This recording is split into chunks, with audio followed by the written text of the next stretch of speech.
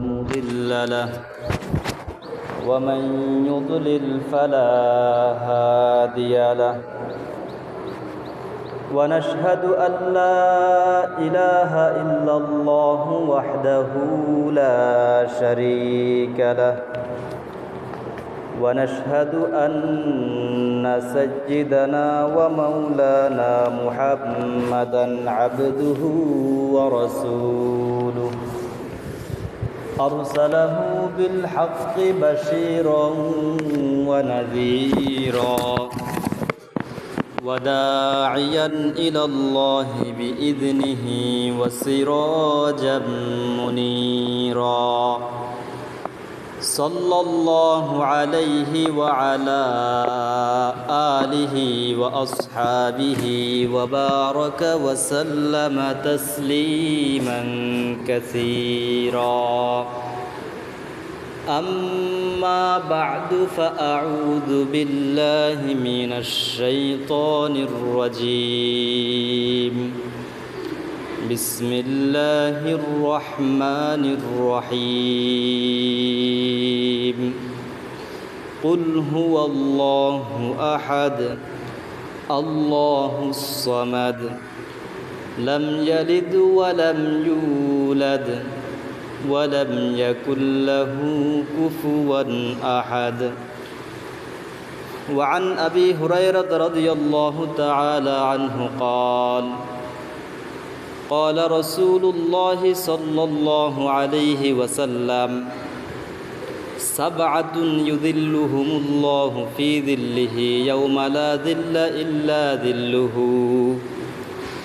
إمام عادل وشاب نشأ في عبادة الله ورجل قلبه معلق في المساجد ورجلان تحابا في الله اجتمعا عليه وتفرقا عليه ورجل دعته امرأة ذات منصب وجمال فقال إني أخاف الله ورجل تصدق بصدقة فأخفاها حتى لا تعلم شماله ما تنفق يمينه ورجل ذكر الله خاليا ففاضت عيناه أو كما قال عليه الصلاة والسلام درود شريف اللهم صل على محمد وعلى آل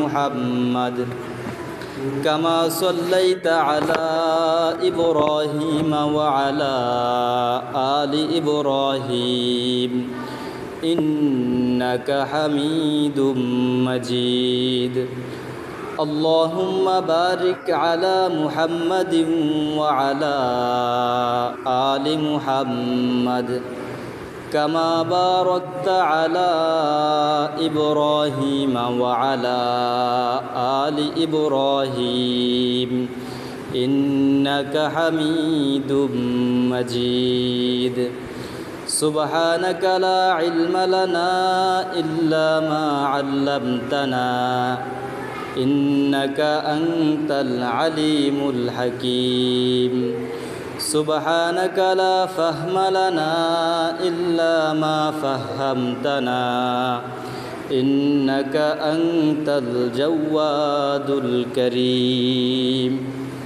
الحمد لله আল্লাহ রব্বুল আলমিনের দরবারে শুকরিয়া আদায় করি যে আল্লাহ রব্বুল আলমিন আমাদেরকে আজকের এই জুমার দিনে মসজিদে আসার তৌফিক দান করেছেন। এই জন্য আমরা সকলে বলি আলহামদুলিল্লাহ। সম্মানিত মুসল্লিয়ান ইকরাম, আমি আজকে আপনাদের সামনে আলোচনা করার চেষ্টা করব। নবী করিম সাল্লাল্লাহু আলাইহি ওয়াসাল্লাম এক হাদিসের মধ্যে বলছেন, হাসরের ময়দানে 7 শ্রেণীর লোক আল্লাহ রব্বুল আলমিনের আরশের ছায়া স্থান পাবে, আরশের ছায়ার নিচে আশ্রয় পাবে। ওই 7 শ্রেণীর লোক কারা, তাদের গুণাগুণ কি, এই সম্পর্কে আলোচনা করার চেষ্টা করবেন ইনশাআল্লাহ। আমরা সকলেই ঈমান এনেছি 7টি জিনিসের উপর। ওয়াল ইয়াউমিল আখির, শেষ বিচার দিবসের উপর। আমরা প্রত্যেক দিন প্রত্যেক ওয়াক্তে নামাজের মধ্যে বলি মালিকি ইয়াউমিদ্দিন, বিচার দিবসের মালিক আল্লাহ তাআলা সেই শেষ বিচারের দিন দুনিয়ার সকল মানুষের হিসাব নেবেন, দুনিয়ার সকল মানুষের বিচার করবেন একসাথে। দুনিয়ার শুরু থেকে শেষ পর্যন্ত যত মানুষ আসছে, এই পর্যন্ত যত মানুষ আসছে, শেষ পর্যন্ত যত মানুষ আসবে, সব মানুষকে একসাথে একটা ময়দানে একত্রিত করবেন। আল্লাহ তাআলা এমনভাবে একত্রিত করবেন, সূরা হাশরের মধ্যে আছে, সূরা ওয়াকিয়ার মধ্যে আছে এবং সূরা রহমানের মধ্যে আছে যে একজন মানুষও কোনো জায়গায় লুকায় থাকতে পারবে না। আসমান থেকে দলে দলে ফেরেশতারা নামবে, আর ফেরেশতারা মানুষদেরকে এরকম হাঁকাইতে থাকবে, দৌড়াইতে থাকবে। সবাই দৌড়াইতে দৌড়াইতে একবারে হাশরের যে ময়দান, হাদিসের মধ্যে এসেছে হাশরের ময়দান এটা আরাফার ময়দান থেকে শুরু হবে। আরাফার ময়দান থেকে একবারে পূর্ব দিকে সমান, পুরা জায়গাটা সমান থাকবে, কোনো জায়গায় পাহাড় থাকবে না, কোনো নদী নালা থাকবে না, পুরোটা একবারে সমান থাকবে। এবং তাফসিরের মধ্যে ব্যাখ্যা এসেছে একবারে মাঠের শেষ মাথায় যে লোকটা দাঁড়ায় আছে, এই লোকটা একবারে সামনে কোন লোকটা আছে যদি আগ থেকে পরিচিত থাকে তাহলে চিনতে পারবে। একবারে মাঠের একবারে সামনে যেই লোকটা আছে ওই লোকটা পিছনের দিকে তাকাইলে শেষ লোকটাকে দেখতে পারবে। তো দুনিয়ার সকল মানুষকে আল্লাহ তাআলা একত্রিত করবেন। এটা আমরা এমনি বলতে একটু স্বাভাবিক মনে হয়, সব মানুষ একসাথে হবে। এখন দুনিয়াতে যে একটা জনশুমারি আছে, এই হিসাবে মানুষ আছে 830 কোটি, 830 কোটি মানুষ। আমাদের এই আমিন মার্কেট যদি একসাথে 10,000 মানুষ একত্রে হয়, 10,000 মানুষ আমাদের পেরপিটি গ্রামে, মানে একটা আতঙ্ক সৃষ্টি হবে। মানুষের হাঁটা চলাফেরায় কত মানুষ যে অসুস্থ হবে, মারা যাবে।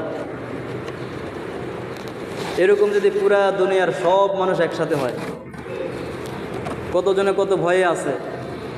আজকে শেষ বিচারের দিন, আমার জন্য শেষ বিচারটা কি হয়, আমার ফয়সালা কি জান্নাত নাকি জাহান্নাম, কেমন একটা চিন্তিত অবস্থা। ওই দিনের অবস্থাটা কেমন হবে? ওই মাঠে যাওয়ার আগ থেকেই যে অবস্থা শুরু হবে, আসমানের নক্ষত্রগুলো ছুটে পড়বে, আসমানের চন্দ্র সূর্য সব কিছু পড়ে যাবে, জমিনের পাহাড়গুলো বাতাসের সাথে উড়া শুরু করবে, এরকম তুলার মতো উঠবে। এই কঠিন পরিস্থিতিতে সব মানুষ হাশরের ময়দানে একসাথে হবে। তো হাশরের ময়দানে নবী করিম সাল্লাল্লাহু আলাইহি ওয়াসাল্লাম বলেন, তুদনা শামস, সূর্যকে একবারে কাছে নিয়ে আসা হবে। এখন যে সূর্য আছে কত দূরে? 13 কোটি মাইল দূরে।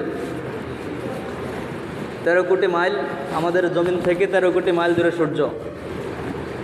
এবং এটা বলা হয় যে সূর্যের আমরা যেটা দেখতেছি এটা হলো সূর্যের মুখ না, এটা হলো পিঠ। এটা হলো সূর্যের পিঠ, এটার তাপে এত বেশি। সূর্যের মুখ আছে, উপরের দিকে মুখ আছে, ওই মুখগুলো নিচের দিকে দিয়ে দেওয়া হবে। তো এই সূর্যটা কত কাছে আসবে? আমরা তো এমনি শুনছি, বিভিন্ন হাদিসের মধ্যে আছে 1 হাত, কোনো হাদিসের মধ্যে আছে 1 বিঘাত, এক হাদিসের মধ্যে আছে যে 1 মাইল। তো এক সাহাবী জিজ্ঞাসা করলেন, ইয়া রাসূলুল্লাহ, মাইল দ্বারা কি উদ্দেশ্য? তো নবীজি বললেন, মাইল দ্বারা উদ্দেশ্য হলো সুরমাদানের মধ্যে যে একটা থাকে, চামচের মধ্যে যে একটা ডান্ডা থাকে, ওই ডান্ডাটা হলো 1 মাইল, মানে একবারে 4 ইঞ্চি পরিমাণ, একবার অল্প একটু মাথার অল্প একটু উপরে থাকবে। এত পাওয়ারফুল, এত তেজি, এত গরম এই সূর্য মানুষের মাথার কাছে চলে আসবে। হাদিসের মধ্যে আসছে, ফুটন্ত পানি যেরকম টকবক করতে থাকে, মানুষের মাথার মগজগুলো এরকম টকবক করতে থাকবে, উতরাইতে থাকবে। এবং মানুষের গুনার অবস্থা অনুযায়ী, যার গুনাহ যেরকম, গুনার পরিমাণ অনুযায়ী, কারো ঘাম থাকবে পায়ের গিরা পর্যন্ত, কারো ঘাম থাকবে এরকম হাঁটু পর্যন্ত, কারো ঘাম থাকবে কোমর পর্যন্ত, কারো ঘাম থাকবে নাক পর্যন্ত, কেউ ঘামের মধ্যে সাঁতার কাটতে থাকবে। এমন কঠিন পরিস্থিতিতে আল্লাহ রাব্বুল আলামিন 7 শ্রেণীর লোককে এই কঠিন পরিস্থিতি থেকে একবারে আরামের আরশের ছায়ার মধ্যে স্থান দিলেন। তো ওই দিন যারা আরশের ছায়ার মধ্যে তাদের জায়গা পাবে, তাদের সৌভাগ্য কতই না ভালো। ওই ময়দানে, ওই হাসরের ময়দানে সবাই যেতে হবে, সবাই যেতে হবে, ধনী গরিব নেককার বদকার সবাই যাবে, নবী রাসূল সবাই যাবে। এই কষ্টের মধ্যে শুধু আল্লাহ তাআলার আরশের নিচে স্থান পাবে 7 শ্রেণীর লোক। যে লম্বা একটা হাদিসের মধ্যে আসছে, হাদিসের নাম হলো হাদিসে শাফাআত। হাদিসে শাফাআতের মধ্যে আসছে নবীরা পর্যন্ত বলতে থাকবে ইয়া নাফসি ইয়া নাফসি, আমার মানে নিজে কীভাবে জাহান্নাম থেকে বাঁচতে পারে এই জন্য আল্লাহ তাআলার কাছে ফরিয়াদ করবে। আর আমাদের নবী বলবে ইয়া উম্মতি, আমার উম্মত, হায় আমার উম্মতকে বাঁচানোর ফিকিরে থাকবে। তো ওই কঠিন মুহূর্তে যে 7 শ্রেণীর লোককে আল্লাহ তাআলা আরশের নিচে ছায়া দেবেন, ওই 7 শ্রেণীর লোক এই হাদিসের মধ্যে এসেছে। নবী করিম সাল্লাল্লাহু আলাইহি ওয়াসাল্লাম বলেন, সাবআতুন ইউযিল্লুহুমুল্লাহু তাআলা ফি যিল্লিহি ইয়াওমা লা যিল্লা ইল্লা যিল্লুহু। 7 শ্রেণীর লোক, যেই লোকদেরকে আল্লাহ তাআলা আরশের ছায়ার নিচে স্থান দিবেন, যেই দিন আল্লাহ তাআলার আরশের ছায়া ব্যতীত আর কোনো ছায়াই ওই জমিনের মধ্যে থাকবে না। লা যিল্লা, কোনো ছায়া থাকবে না, ইল্লা যিল্লুহু, আল্লাহর ছায়া ব্যতীত। তো ওই 7 শ্রেণীর লোককে, 1 নাম্বার ইমামুন আদিলুন। আগে আমি 7 শ্রেণীর লোকের নাম বলে যাই। ন্যায়পরায়ণ শাসক। 2 নাম্বার ওয়াশাবুন নাশাআ ফি ইবাদাতিল্লাহ, এমন যুবক যে তার জীবনকে, তার যৌবনকালকে ইবাদতে কাটিয়েছে। ওয়ারাজুলুন কলবুহু মুআল্লাকুন বিল মাসাজিদ, এমন ব্যক্তি যার মন, যার কলব মসজিদের সাথে সম্পৃক্ত ছিল।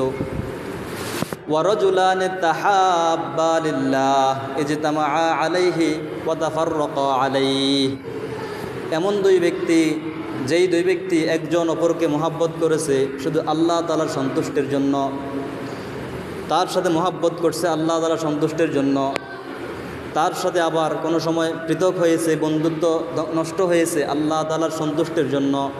অর্থাৎ এক সময় একজনের সাথে বন্ধুত্ব করছে, সে একজন নেককার মানুষ, পরে দেখা গেল যে না, সে নেককার না, সে বদকার, সে ফাসেক, প্রকাশ্যে গুনাহ করে।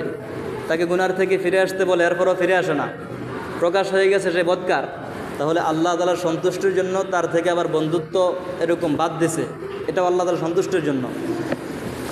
3 নাম্বার হলো এমন লোক যে 2 জন মহাব্বত করে, 2 জন 2 জনকে মহাব্বত করে আল্লাহ তাআলার আল্লাহ তাআলার সন্তুষ্টির জন্য।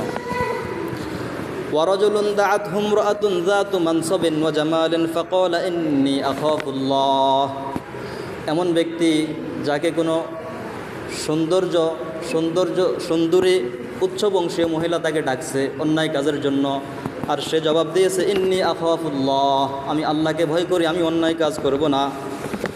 ওয়ারাজুলুন তাসাদ্দাকা বিসাদাকাতিন ফাআখফাহা হাত্তা লা তা'লামা শিমালুহু মা তুনফিকু বিয়ামিনিহি, এমন দানশীল ব্যক্তি যে দান করার পর দানকে এমনভাবে গোপন করছে, তার ডান হাত কি সদকা করেছে তার বাম হাত টেরও পায় নাই। অর্থাৎ দান করছে একবারে এমনভাবে গোপনে, কাউকে জানায় নাই, এখলাসের সহিত দান করছে।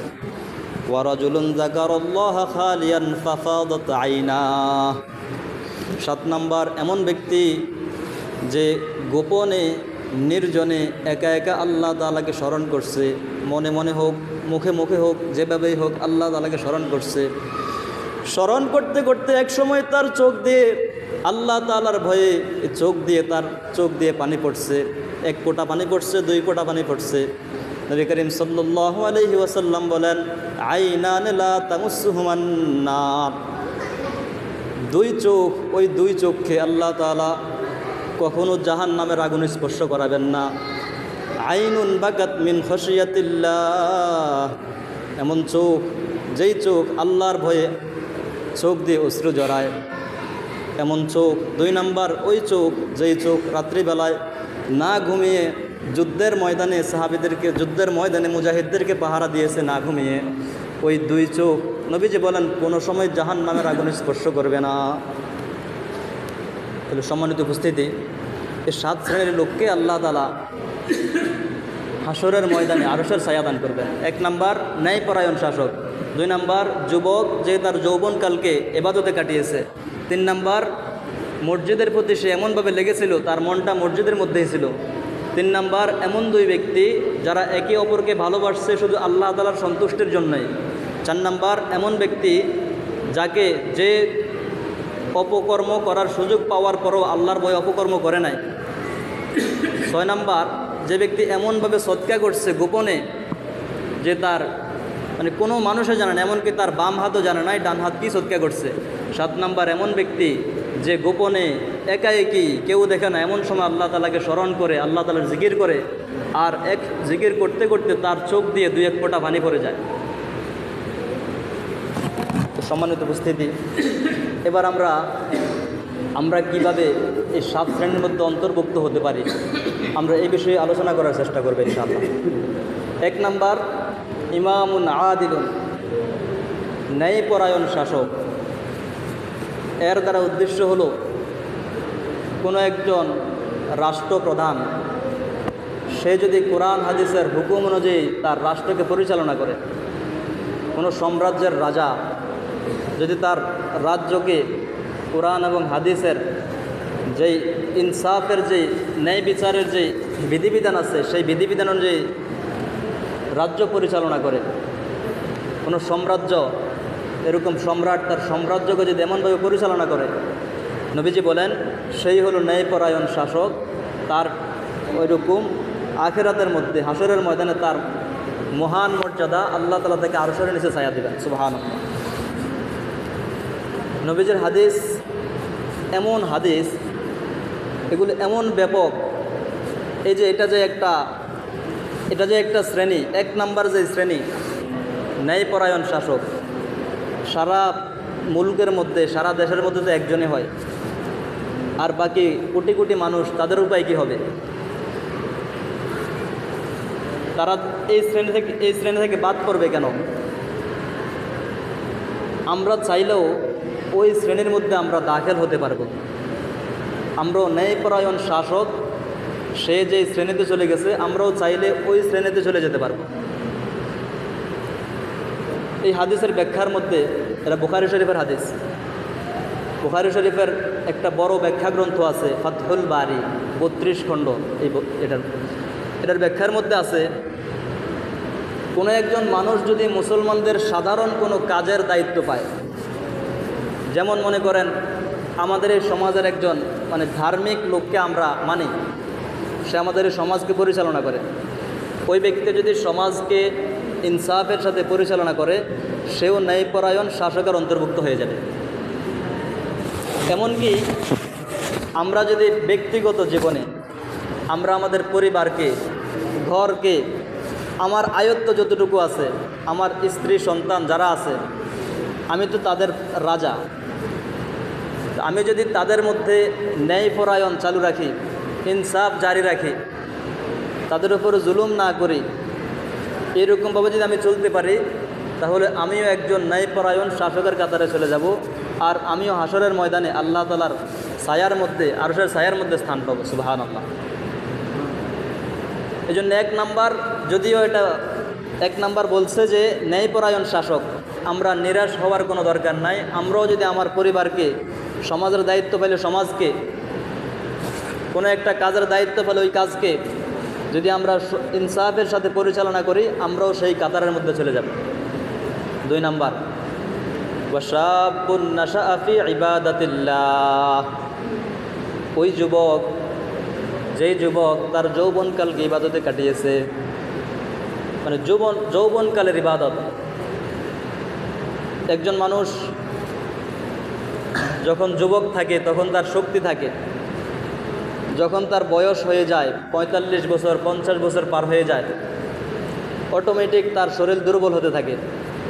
আর আল্লাহ তাআলা এটা কোরআন মাজিদে বলেছেন, আমি মানুষকে তার মায়ের গর্ভে একবারে ছোট থেকে আস্তে আস্তে আস্তে আস্তে বড় করছি, তাকে হাড্ডি দিয়েছি, চামড়া দিয়েছি। এরপর সে একটা মানুষ আকৃতিতে বের হয়েছে, দুনিয়াতে আসছে। এরপর আস্তে আস্তে বড় হয়েছে, যুবক হয়েছে। এরপর তার হাত পা সবই ঠিক ছিল, সব কিছু জায়গা মতোই ছিল। চোখের জায়গায় চোখ ছিল, হাতের জায়গায় হাত ছিল। এই সবগুলো অঙ্গ প্রত্যঙ্গকে আমি দুর্বল করে তাকে বৃদ্ধ করে দিয়েছি। এই আয়াতের মধ্যে আল্লাহ তাআলা আবার বলছেন, অনেক মানুষকে আবার এরকম দুর্বল করার আগে আমি মৃত্যু দিয়ে দেই। অর্থাৎ যৌবনকালে, যুবক অবস্থায় কোনো মানুষ মৃত্যুবরণ করে। আবার কেউ এই অঙ্গ প্রত্যঙ্গ এগুলো দুর্বল হতে হতে সে বৃদ্ধ হয়।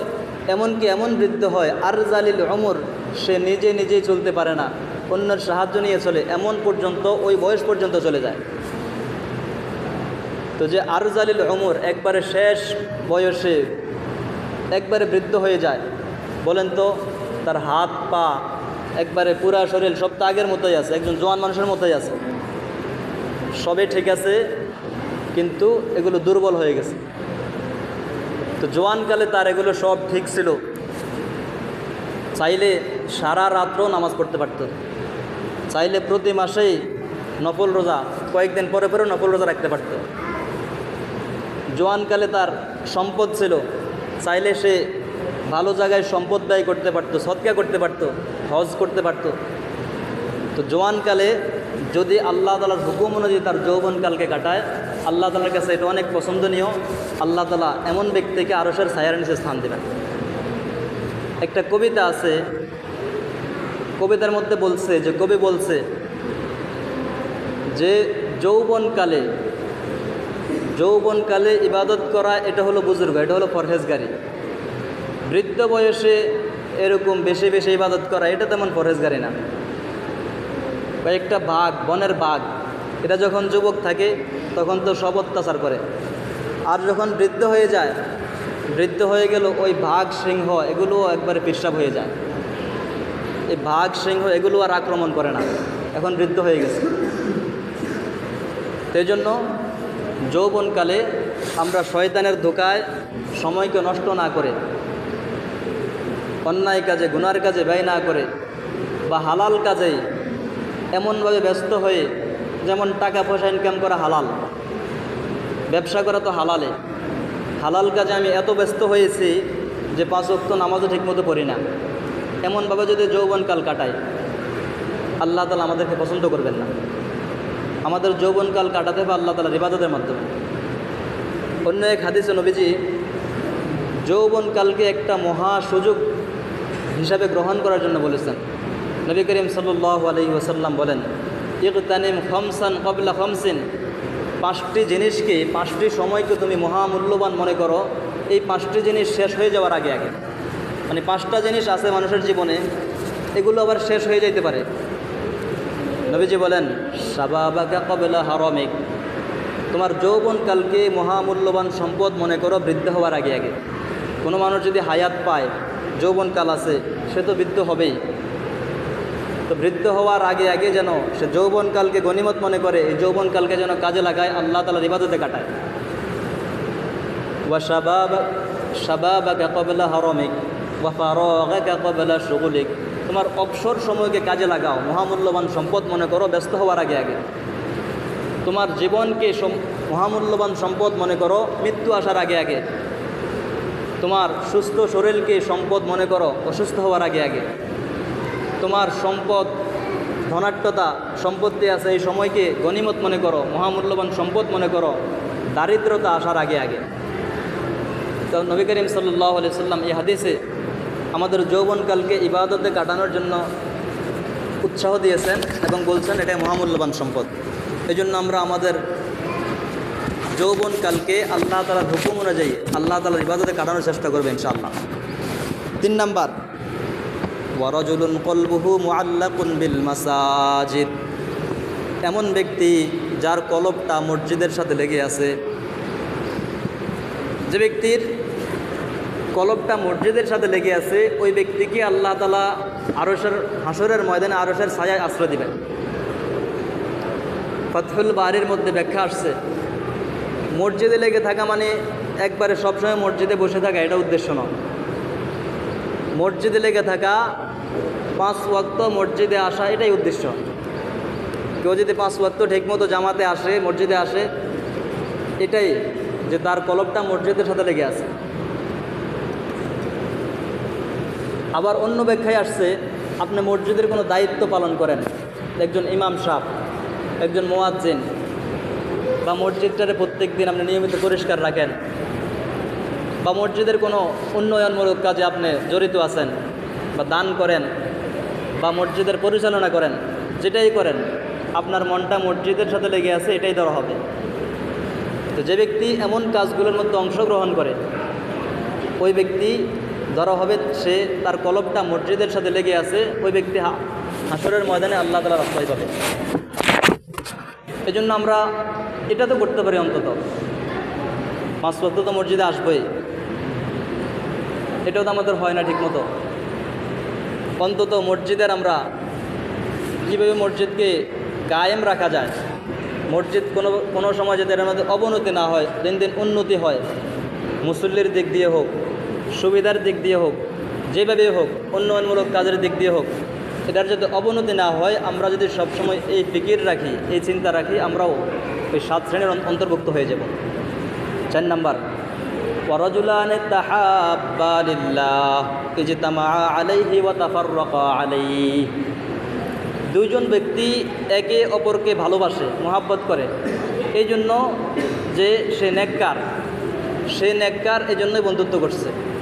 আবার বলেও দিয়েছে যে ভাই, আমি আপনাকে মহাব্বত করি, আল্লাহকে খুশি করার জন্য আপনাকে মহাব্বত করি। একজন মুসলমান অন্য মুসলমানের সাথে মহাব্বত থাকবে, এটাই হলো ইসলামের কামনা। ইসলাম এটাই চায়। একজন মুসলমান অন্য মুসলমানের সাথে শত্রুতা থাকবে, হিংসা থাকবে, এটা ইসলাম চায় না। তো যারা নেককার আছে, যারা নেক কাজ করে সব সময়, তাদের সাথে বন্ধুত্ব রাখা আল্লাহর সন্তুষ্টির জন্য, এটাও ওই 7 শ্রেণীর অন্তর্ভুক্ত হওয়ার একটা আমল।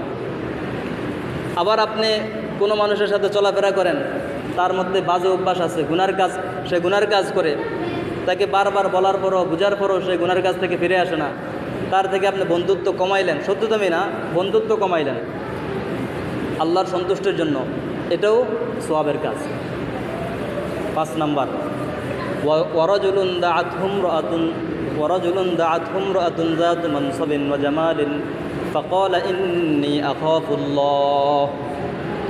এমন চরিত্রবান ব্যক্তি যে তার চোখের হেফাজত থেকে শুরু করে, মানে অশ্লীল কাজ যেভাবে হয়, অশ্লীল কাজ থেকে বেঁচে থাকার জন্য এমনভাবে চেষ্টা করে, সে সবসময় আল্লাহকে ভয় করে, সে কোনো সময় গালি দেয় না, চোখের হেফাজত নষ্ট করে না, মুখের হেফাজত নষ্ট করে না, এমনকি সে এমন একটা সুযোগ অবস্থায়, জিনা করার সুযোগ অবস্থায় সে জিনা করে নাই, আল্লাহকে ভয় করছে, ওই ব্যক্তি হাসরের ময়দানে এই কঠিন মুহূর্তে আল্লাহ তাআলার আরশের ছায়ার নিচে আশ্রয় পাবে। এই জন্য আমাদের চরিত্রকে একবার উত্তম চরিত্র বানাইতে হবে।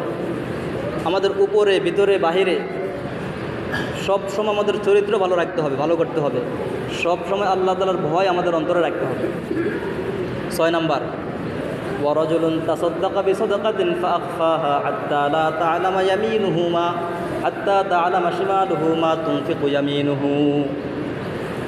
এমন ব্যক্তি যে সদকা করার পর সদকাকে গোপন রাখে।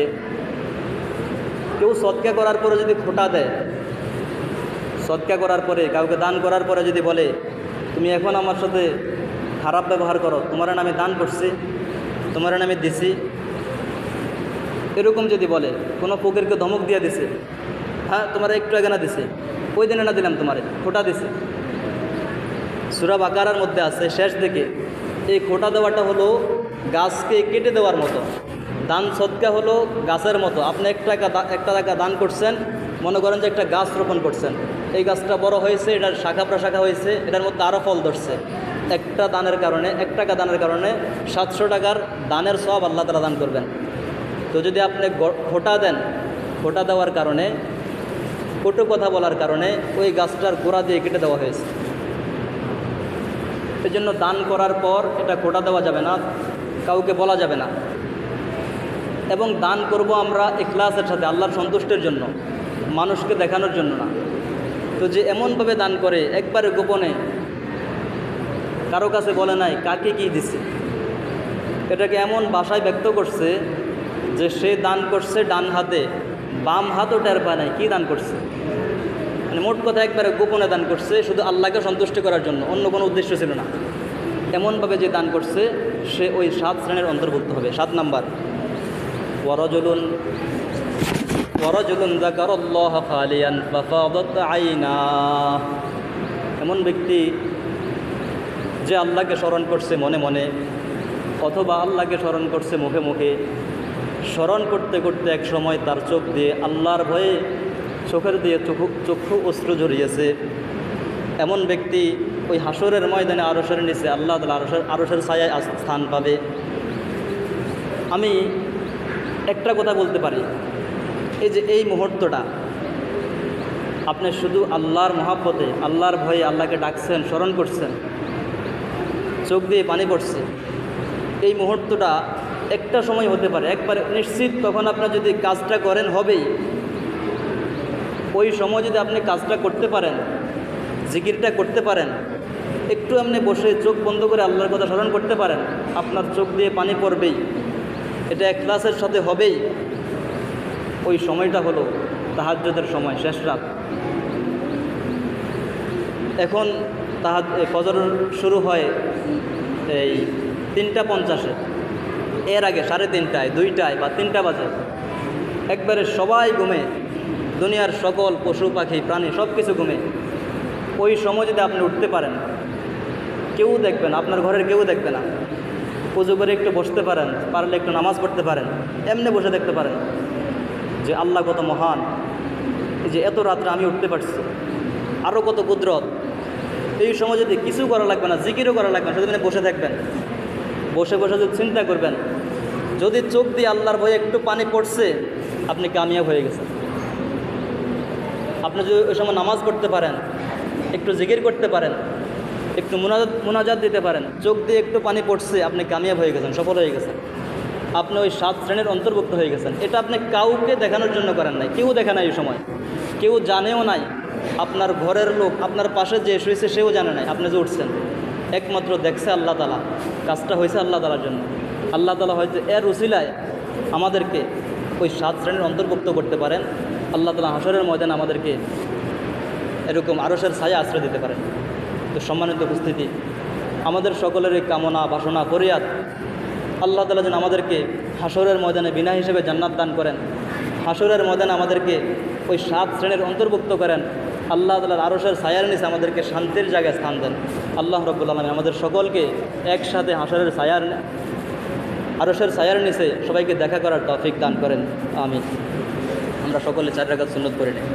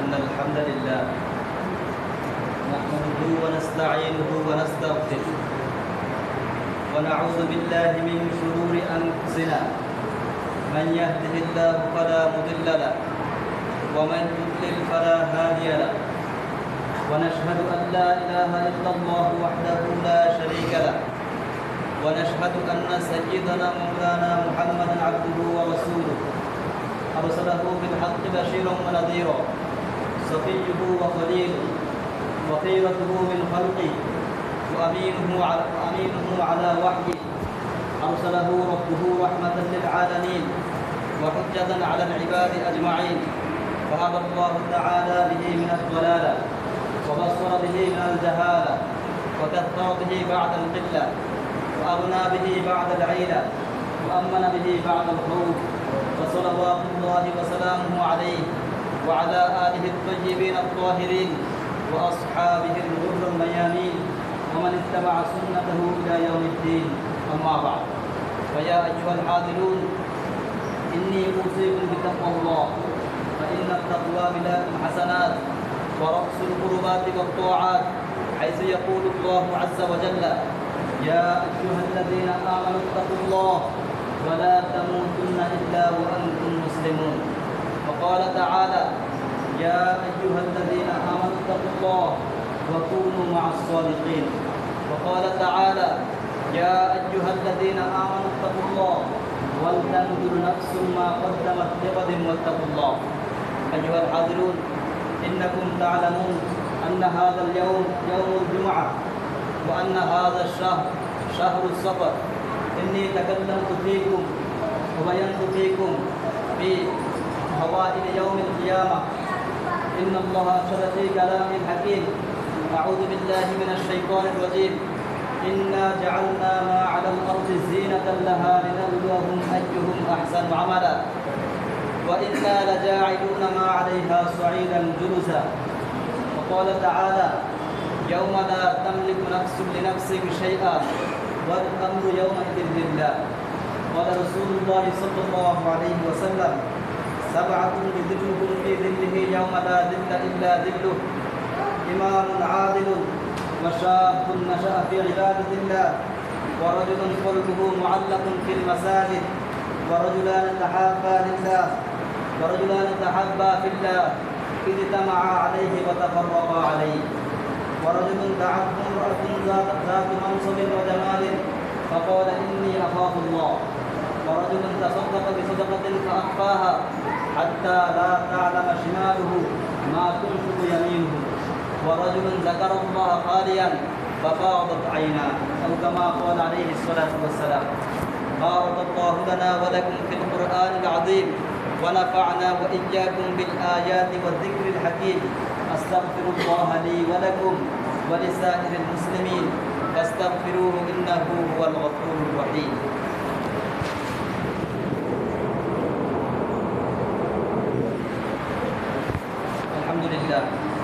الحمد لله أستعينه وأستغفره، ونعوذ بالله من شرور أنفسنا.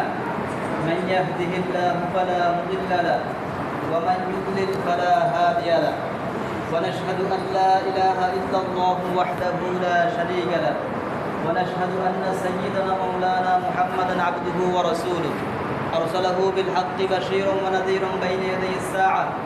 من يطع الله ورسوله فقد رشد، ومن يعصهما فإنه لا يضر إلا نفسه ولا يضر الله شيئا. أعوذ بالله من الشيطان الرجيم. إن الله وملائكته يصلون على النبي يا أيها الذين آمنوا صلوا عليه وسلموا تسليما. اللهم صل على محمد عبدك ورسولك، وصل على المؤمنين والمؤمنات والمسلمين والمسلمات، وبارك على محمد وأزواجه وذريته. قال النبي صلى الله عليه وسلم: أرحم أمتي بأمتي أبو بكر، وأشدهم في أمر الله عمر، وأصدقهم حياء عثمان، وأقضاهم علي، وفاطمة سيدة نساء أهل الجنة، والحسن والحسين سيدا شباب أهل الجنة، وحمزة أسد الله وأسد رسوله. اللهم اغفر للعباس وولده مغفرة ظاهرة وباطنة لا تغادر ذنبا.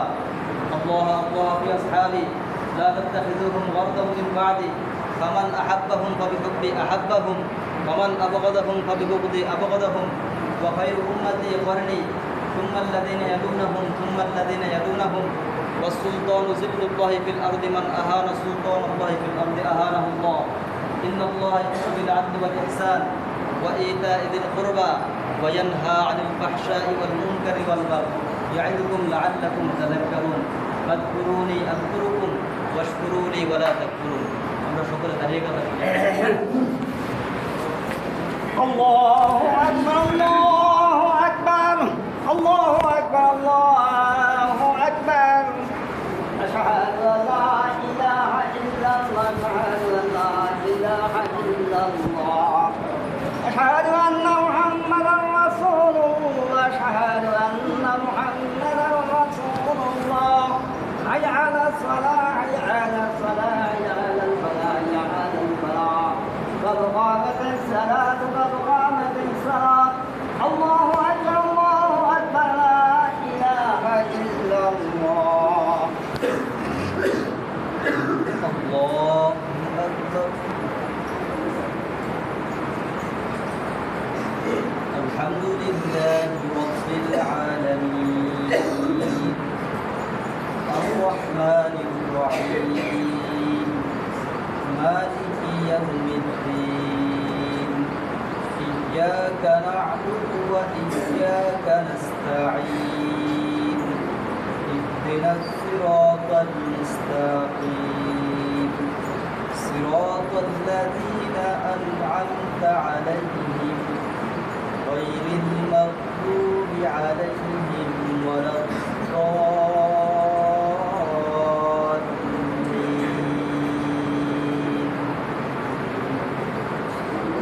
يا أيها الناس اعبدوا ربكم الذي خلقكم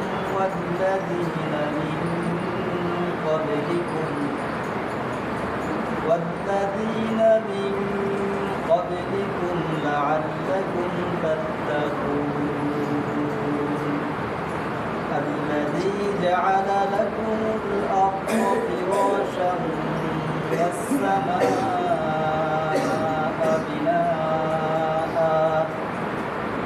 والسماء بناء وأنزل من السماء ماء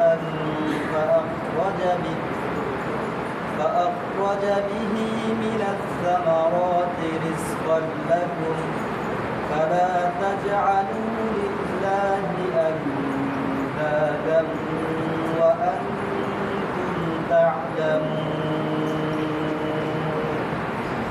الله أكبر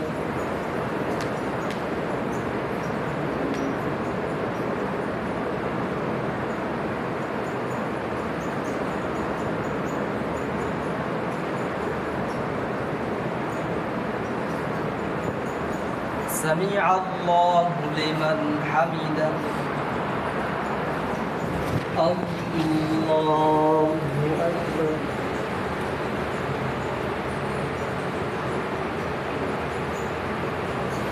الله أكبر الله أكبر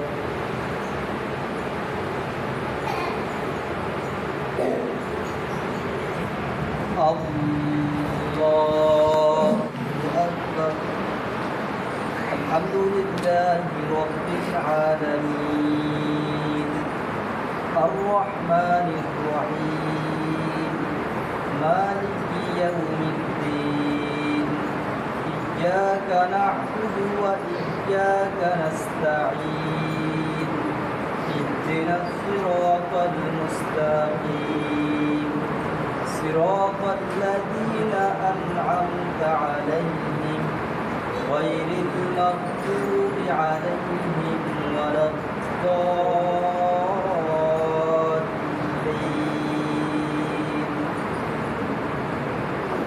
لقد جاءكم رسول من أنفسكم عزيز عليه ما عنتم حريص عليكم بالمؤمنين رؤوف رحيم فإن تولوا فقل حسبي الله لا إله إلا هو عليه توكلت وهو رب العرش العظيم الله أكبر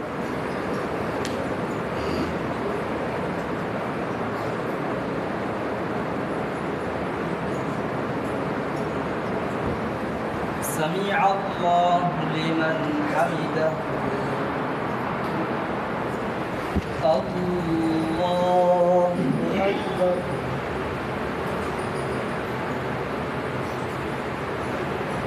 الله أكبر الله أكبر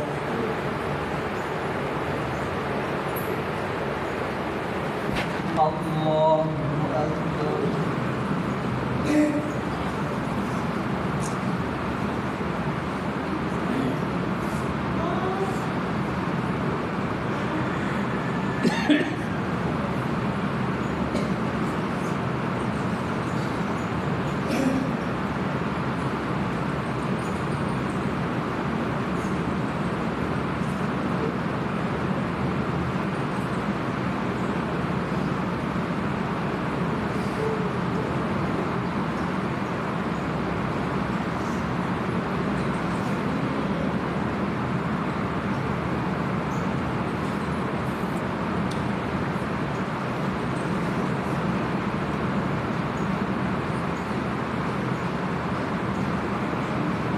السلام عليكم ورحمة الله السلام عليكم ورحمة الله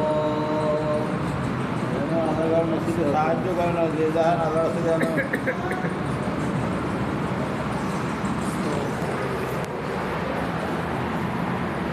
সম্মানিত মুসলিম একরাম, বাকি নামাজের পরে সবাইকে একটু বসার অনুরোধ করি যে দোয়ার আয়োজন আছে, সকালে একটু কষ্ট করে বসে দোয়ার আয়োজন।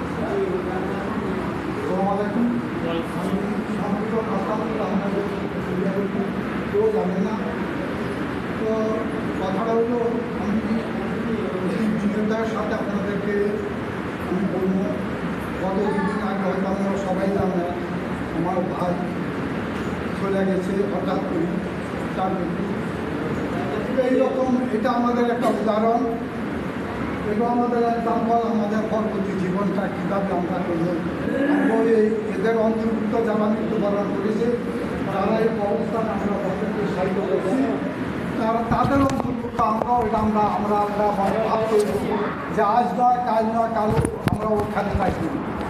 সেহেতু আমার একটা আদেশ আপনাদের প্রতি এবং সবিনয় একদম অনুরোধ আপনাদের প্রতি, আপনারা সবাই আপনাদের জীবনটাকে এমনভাবে দিবেন যেটা হয়তো এটা মুসাফির না হয় এটা প্রতীক। এটা মুসাফির তার গন্তব্যস্থানে সে ফিরে আসে, যেখানে সে যায় মুসাফির হিসাবে যতদিন থাকে একদিন একদিন সে তার ঘরে আসে। একদিন 2 দিন 6 মাস 5 15 2 মাস 3 মাস 6 মাস আসতে পারে। আর একটা প্রতীক চলন্তভাবে কোথাও যদি যায় তাহলে হয়তো একটু গায়ে হলে একটা গাছতলায় হয়তো একটু রেস্ট নেয়। এই জিন্দগিতে এই সময়টা হলো অল্প কিছু সময়, এই সময়টার মধ্যেই তারপরে সেইখান থেকে ত্যাগ করে এই জায়গাটা। আমাদের এই জীবনটা, এই দুনিয়াবী জীবনটা হলো আমাদের এই রকম, এটা আমাদের সবাই আমাদের ভাবতে হবে যে এই দুনিয়াটা আমাদের ক্ষণস্থায়ী, কে কখন চলে যাব। সব সময় আল্লাহকে আমরা ভয় করে চলবো, আল্লাহর আনুগত্য করবো, রাসূলের আনুগত্য করবো। এখানে দেখেন আল্লাহ একটা আয়াত আছে, ওয়াতিল্লাহ ওয়াতির রাসূল ওয়া উলিল আমর ফাইন তাযাজ্জাতু ফি শাইইন ফারুদ্দুহু ইলাল্লাহ। এখানে বলছে আল্লাহ তাআলা তোমরা আল্লাহর আনুগত্য করো, আল্লাহ যা নির্দেশ করছে তা করো, রাজনীতি বিরত থাকার জন্য বলছে সেটা পরিত্যাগ করো, এটার ভিতরে থাকবে না। আল্লাহ যা হুকুম করছে এর একটা করার মতো কারই কোনো সাহায্য নেই, যদি করি সেটা আমাদের অতিরিক্ত হবে। হ্যাঁ, আমার কথা হলো আল্লাহ আমাদেরকে সৃষ্টি করছে দুনিয়াতে, আল্লাহ আমাদেরকে নির্দেশ দিচ্ছে, হুকুম দিচ্ছে আল্লাহর আনুগত্য করার জন্য, আল্লাহর আনুগত্য আল্লাহর ইবাদত করার জন্য, আর কোনো কাজের জন্য বলে নাই। আল্লাহ বলছে আমি তোমাদেরকে সৃষ্টি করছি শুধুমাত্র একমাত্র আমার ইবাদত করার জন্য, এর অতিরিক্ত কোনো কিছু না। তবে একটা কথা কি তা জানেন, দুনিয়াতে সত্যই যে কাজ কাম করতে আল্লাহ কোরআন শরীফে বলছে ভাইটা দুনিয়াতে সবাব ফান্তাও সাহুফিল আর অবদাগুন ফাদিল্লাহ। আল্লাহ বলছে আমার ইবাদতের পরে তোমরা আমার দেওয়া রিজিকের সন্ধানের জন্য চলে, সেটা আমরা করতে হবে, সেটা আল্লাহরই নির্দেশ। তবে আজান দিছে আল্লাহর হুকুম, এটাই হলো আজানে ডাক দিছে মসজিদে আসার জন্য আমরা সৎসার থাকবো, সেই জন্য তার আগে আমরা আমাদের ওয়াক করবো।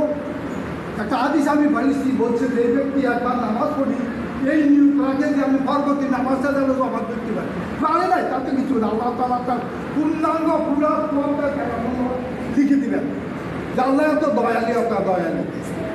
এই কথা বলেন না, কাজকে বলেন আমার নামাজ আছে, নামাজকে বলেন না, নামাজকে বলো, আর নামাজকে বলবেন না যে আমার কাজ আছে, কাজকে বলবেন আমার নামাজ আছে। এটাই কথাই না দিবেন, কাজ করবেন ভাব তৈব, কাজকে বলবেন না আমার এখন নামাজ, আমি নামাজ পড়তে যাবো। এইটা এই জিনিসগুলি যদি নিজের ভিতরে থাকেন, আল্লাহর রাস্তা আল্লাহ দিকে স্যার মসজিদে ফাঁসক্ত আসবেন, সবাই ঘুরেন গেলেন, নিজের মন মতন খেয়াল খুশিতে কিছু করেন, কোনো নেমন কোনো ইয়া নাই, হ্যাঁ ফেসবুকে কোথাও গেলেন বা কোনো কাজে কামে আটকে গেছেন, তবে আপনার ভিতরে এইটা যেন থাকে আমি নামাজ জমাতে শাহিদ করব। এমনও দিন দেখা যায় সেদিন আমরা 3 জনে নামাজ পড়ছি। কেন? আপনার যদি একটা মানুষ অসুস্থ হইতে 20 মিনিট হতো আপনি চলে যেতেন, হ্যাঁ আপনি চলে যেতেন। তাইলে কেন আল্লাহকেই সবচেয়ে বেশি ভয়, আল্লাহকে করতে হইব। সব সময় আল্লাহর ভয় করে কোনো কাজ করবেন, সব সময় রাখবেন আল্লাহর ভয়। আল্লাহ আমাকে একদিন না একদিন ফাঁকা করবো। আমার ভাইয়ের ওই দিন 60টার ঘরে তার দুনিয়াতে তার কোনো নেয়ামত, আল্লাহর কোনো নেয়ামত সব কিছু তার বঞ্চিত করে রেখেছে। তারপরে না আমরা এখন আল্লাহর সব আল্লাহ কর, বাতাস কর, বায়ু কর, সব কিছু তার খাদা লবি সব কিছু আমাদের জন্য উন্মুক্ত, আমরা মুখ করতে পাচ্ছি, কিন্তু ওই ব্যক্তিটার জন্য নাই। আজকে সে থাকবে, সেও তো জুমা করতো, আলহামদুলিল্লাহ আমরা যেখানে জুমার নামাজটা আদায় করতে পারছি, সেটাই তো আমাদের জন্য অনেক। এটির জন্য যে শুক্রিয়া তাটা আদায় করতে পারি নাই। কাজ আমি জুমা যেন বলবো সেটাকে আমাদের জন্য গ্যারান্টি আছে।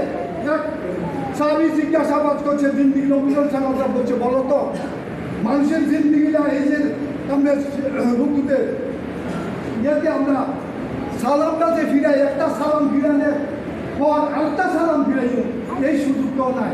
একটা সালাম থেকে ওই সালামটা তো ওইখান থেকে নিজের আবার স্থানে আর নইব আসবো না, ওটা বিরাট করতে কথা। এই সময় এই যে আমার ভাই মারা গেছে, অত শুনছে টয়লেটে যাইতো হারে নাই, বা গেছে কেউ কইতো হারে না, যেহেতু সে ঘরে আর টয়লেটের ভিতরে পড়ি মারা গেছে, তার এই মৃত্যুটা আল্লাহ যেন তাকে হয়তো তার কিছু বেয়াদবির আসলের কথা থাকে বা কোনো কিছুতে আপনাদের সাথে হয়তো আপনারা বাড়িতে আসেন, সবাই ছিলেন, আপনাদের সাথে ওলাম সব সময় ছিল, হয়তো তার কথা বাতিতে হয়তো যদি কোন ভুল ত্রুটি হইয়া থাকে আমার বাড়িটাকে মাফ করে দেবেন। থানার ব্যাপারে তো আমি বলেই দিচ্ছি, আমরা চেষ্টা করবো।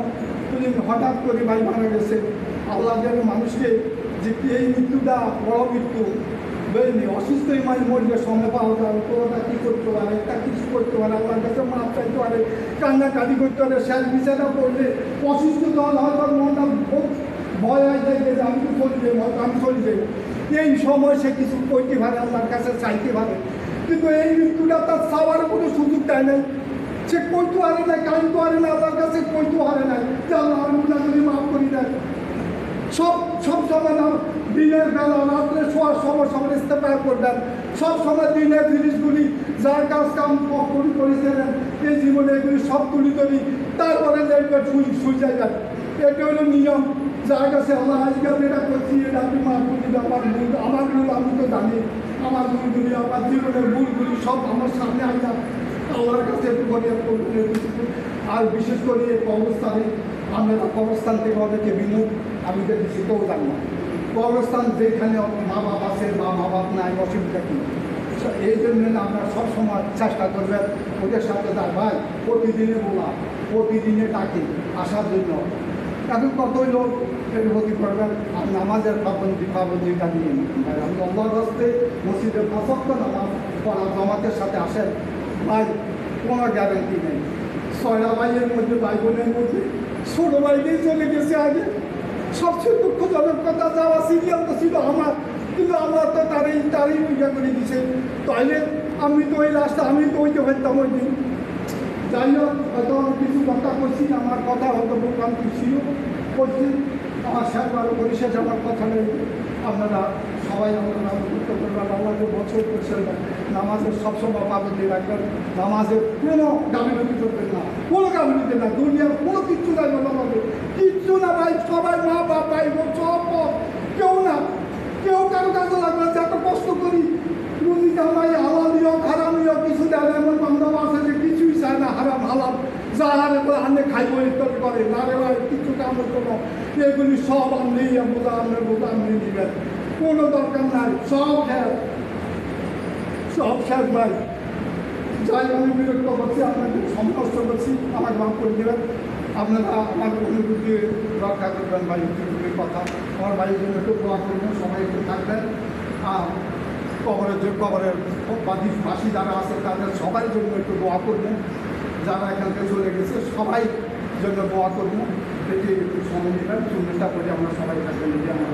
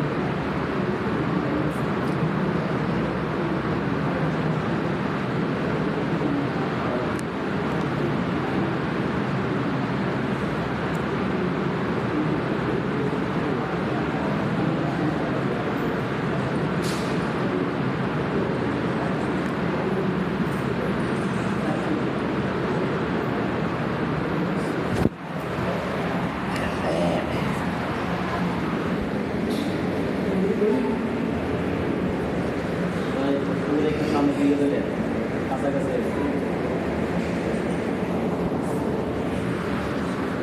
কোনো মানুষ কবরবাসী হয়ে গেলে চাইলে তার কিছু উপকার করা যায়। নামাজ, রোজা, সদকা, তলোয়াত, জিকির, যে কোনো এক আমল করে নিয়ত করে আল্লাহ এই আমলটার স্বভাব আমার অমুক আত্মীয় বা বন্ধুবান্ধব বা অমুক মুসলমান ভাইয়ের কবরে পৌঁছাইয়া দেন। এই আমলটা ওই কবরে আল্লাহ তালা পাঠিয়ে দেন, আর এর উচিতায় আল্লাহ তালা তাকে কবর আজাব থেকে মুক্তির ব্যবস্থা করে দেন, কবরের মধ্যে শান্তির পায়খানা করে দেন। আমরা সালাসালামের উদ্দেশ্যে কিছু জিকির আজকার তেলাওয়াত করব। আল্লাহ তালা যেন আমার যেটা হয় সুলাইমান যেটা কবর আজাব মুক্তির ব্যবস্থা করে দেয়, কবরের মধ্যে শান্তির পায়খানা করে। আমরা প্রথমে একটু জিকির করে দিই। আউযু বিল্লাহি মিনাশ শাইতানির রাজীম। ইয়া আইয়ুহাল্লাযীনা আমানু যকুরুল্লাহা যিকরান কাসীরা ওয়াসাব্বিহুহু বুকরাতাম ওয়া আসীলা। লা ইলাহা ইল্লাল্লাহ, লা ইলাহা ইল্লাল্লাহ, লা ইলাহা ইল্লাল্লাহ, লা ইলাহা ইল্লাল্লাহ, লা ইলাহা ইল্লাল্লাহ, লা ইলাহা ইল্লাল্লাহ, লা ইলাহা ইল্লাল্লাহ, লা ইলাহা ইল্লাল্লাহ, লা ইলাহা ইল্লাল্লাহ, মুহাম্মাদুর রাসূলুল্লাহ সাল্লাল্লাহু আলাইহি ওয়াসাল্লাম। اللهم صل على محمد وعلى آل محمد كما صليت على إبراهيم وعلى آل إبراهيم إنك حميد مجيد. اللهم بارك على محمد وعلى آل محمد كما باركت على إبراهيم وعلى آل إبراهيم إنك حميد مجيد. أعوذ بالله من الشيطان الرجيم. بسم الله الرحمن الرحيم. الحمد لله رب العالمين الرحمن الرحيم مالك يوم الدين. إياك نعبد وإياك نستعين. اهدنا الصراط المستقيم صراط الذين أنعمت عليهم غير المغضوب عليهم ولا الضالين. الرحمن الرحيم قل هو الله أحد الله الصمد لم يلد ولم يولد ولم يكن له كفوا أحد بسم الله الرحمن الرحيم قل هو الله أحد الله الصمد لم يلد ولم يولد ولم يكن له كفوا أحد بسم الله الرحمن الرحيم قل هو الله أحد الله الصمد لم يلد ولم يولد ولم يكن له كفوا أحد أستغفر الله ربي من كل ذنب وأتوب إليه لا حول ولا قوة إلا بالله العلي العظيم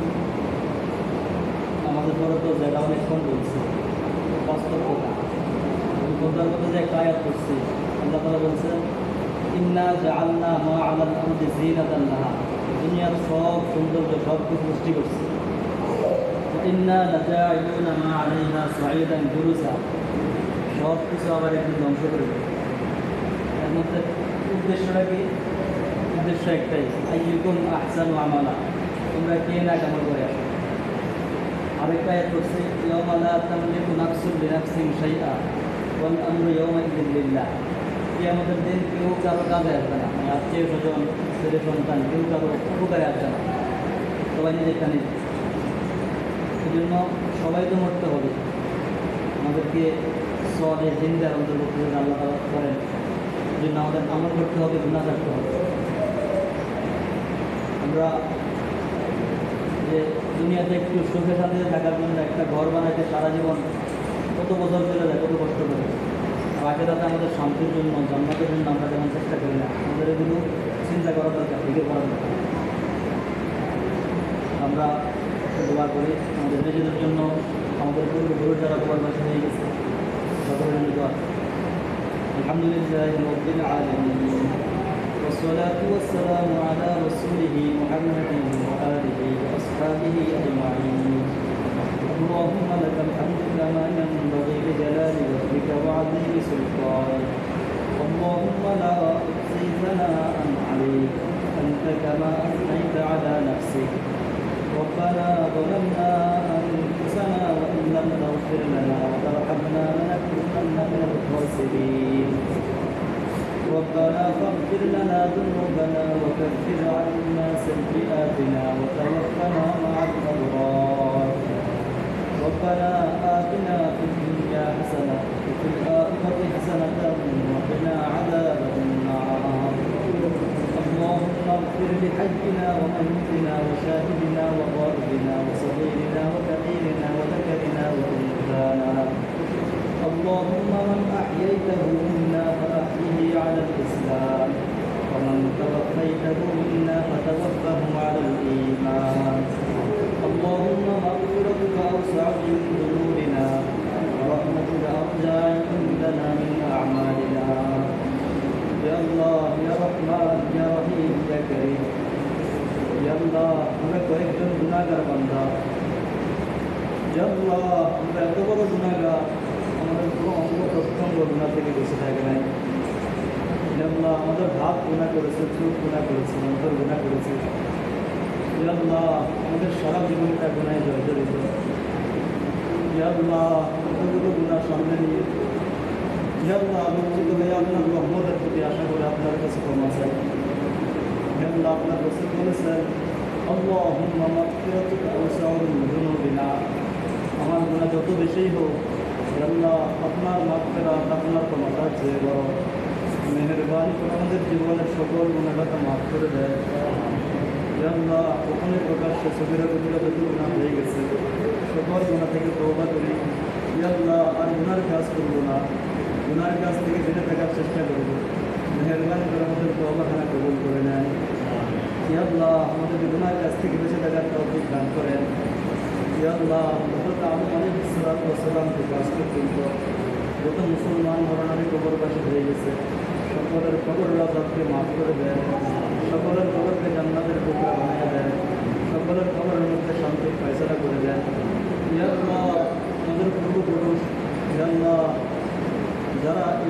বাড়িগুলোর মধ্যে ছিল, ইয়া আল্লাহ তারা এই এলাকার রাস্তাগুলো দিয়ে হাঁটতো, ইয়া আল্লাহ তারা কবরবাসী হয়ে গেছে, ইয়া আল্লাহ আপনার কবরের মধ্যে শান্তির ফয়সালা করে দেন, ইয়া আল্লাহ আপনার কবর রাজাতকে, ইয়া আল্লাহ কবর রাজাত থেকে মুক্তির ব্যবস্থা করে দেন, ইয়া আল্লাহ ইয়া রহমান ইয়া রহিম ইয়া কারীম, ইয়া আল্লাহ গত কয়েক বছর ধরে আমাদের মুরিদরা এক এক করে অনেকে চলে গেছে, ইয়া আল্লাহ খাস করে ইয়া আল্লাহ 2 দিন আগে ইয়া আল্লাহ আপনার কালামে পাকের যে ঘোষণায় আল্লাহ বড়োর আগে ছোট চলে যায়, ছোটোর আগে বড় চলে যায়, ইয়া আল্লাহ এমনভাবে সকলকে কাঁদিয়ে আল্লাহ আপনার এক বান্দার জন্য খুবই কেটাই নিয়েছে, ইয়া আল্লাহ তার জীবনের নেক আমল বড় আমল সব কিছু আপনার এখানে জানা আছে, ইয়া আল্লাহ আপনি বড় ক্ষমাশীল, তার জীবনের সকল গুণাগুলো মাফ করে দেয়, ইয়া আল্লাহ আপনার নেক আমল তিনি গ্রহণ করে নেন, ইয়া আল্লাহ তার কবরের মধ্যে শান্তির ফয়সালা করে দেন,